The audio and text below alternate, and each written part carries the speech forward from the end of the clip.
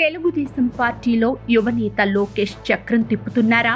సీనియర్లను పక్కన పెట్టి జూనియర్లను ప్రోత్సహిస్తున్నారా? ప్రతి పదవి, ప్రతి పని, ప్రతి కార్యక్రమం ఆయన కనుసన్నల్లోనే జరుగుతోందా?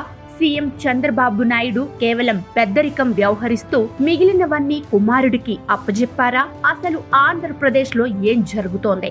లోకేష్ పైనే విమర్శలు ఎందుకు వస్తున్నాయి అనే చర్చలు ఇప్పుడు ఊపందుకున్నాయి. కూటమి ప్రభుత్వంలో ముఖ్యమంత్రి చంద్రబాబు నాయుడు, డిప్యూటీ సీఎం పవన్ కళ్యాణ్ అయినప్పటికీ దాదాపుగా చక్రం తిప్పుతున్నది యువనేత లోకేష్ అనే విమర్శలు అప్పుడే ప్రారంభమయ్యాయి. గతంలో 2019లో చంద్రబాబు నాయుడు ముఖ్యమంత్రిగా ఉన్నప్పుడు కూడా ఇదే తరహా ప్రచారం వచ్చింది. ప్రభుత్వంలో ఏం జరగాలన్నా, ఎవరికి పదవి రావాలన్నా లోకేష్ కోటరీలో చేరాల్సిందేనని అప్పట్లో వార్తలు వచ్చాయి.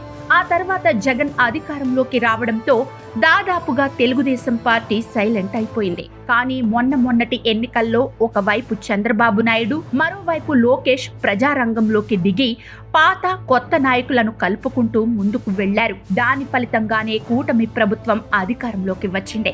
అయితే ఇప్పుడు గతంలో జరిగిన తంతే జరుగుతోందని, అలాంటి సీన్ రిపీట్ అయిందనే విమర్శలు వస్తున్నాయి. 2029లో తెలుగుదేశం పార్టీలో తానే చక్రం తిప్పాలని లోకేష్ భావిస్తున్నారట.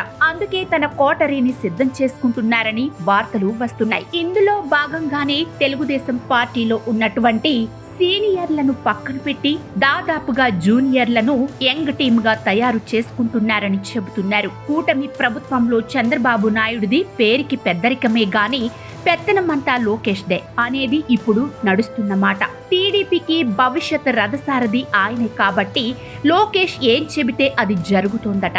ఇప్పటికే సీనియర్ నేతలందరినీ పక్కన పెట్టేసిన లోకేష్ కొత్త తరం టీమును తయారు చేసుకుంటున్నారట.